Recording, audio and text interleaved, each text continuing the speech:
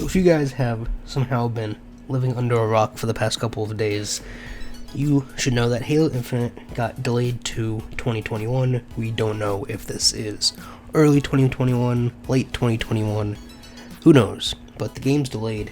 And so today we're going to talk about how that's going to affect the Series X at launch as well as just overall, right? So at its current state, it's launching with nothing, right? I've looked at the lists of games. There's a couple of third-party Game Pass games that you'll play for, a day and then move on.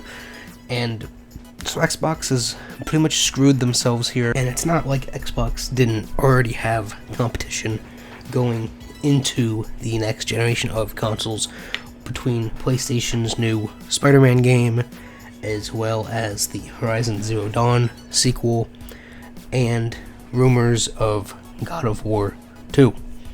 So basically, what does this mean for Xbox? Well, it's looking pretty rough for Xbox right now, right? I mean, between the lack of exclusives, the delay of their only flagship franchise, and just the negative feedback it got at all, Halo is really going to need to have some kind of major change in order to have a huge comeback for Xbox. And that's kind of the double-edged sword with Halo Infinite, where if they delay it longer, obviously the game will look better and play better, but that's more of an edge that the PlayStation 5 is going to have from exclusives and just a better offer overall.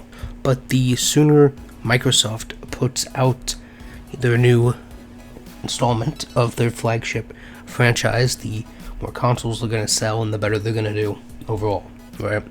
So as the people playing the game, we're kind of screwed either way, right?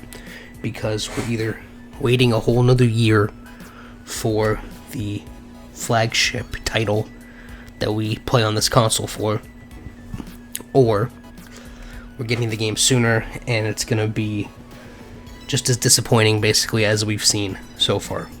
So really it looks like, if I had to predict how this was going to go, PlayStation is really going to kill it in the beginning of at least the first year of the new console war, if that's what you want to call it.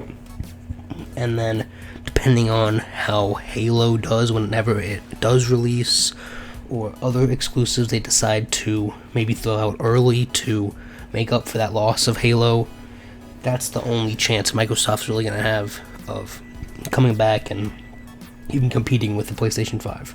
Right now, the only two advantages that the Xbox has over PlayStation is the fact that Xbox has Game Pass, and whenever you Google PlayStation 5, you immediately get taken to a link for eBay to buy it for $1,000.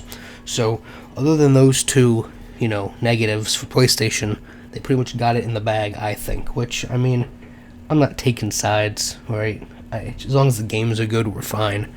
But, I think Xbox has this quantity over quality mindset, right? Especially with Game Pass, they just give you all of these free, a lot of third-party games, whereas PlayStation, you might get, one every year, but it's just a really solid AAA game, and personally, I like that better. I know there's people that would rather just have, all these third-party small indie games, and if you like that, that's your thing, go for it. But I honestly think that Xbox really needs a new franchise. I mean, they have the whole Fable thing coming, but something new that's not Halo in order to compete with Spider-Man, God of War, Horizon Zero Dawn, all of these titles that PlayStation has.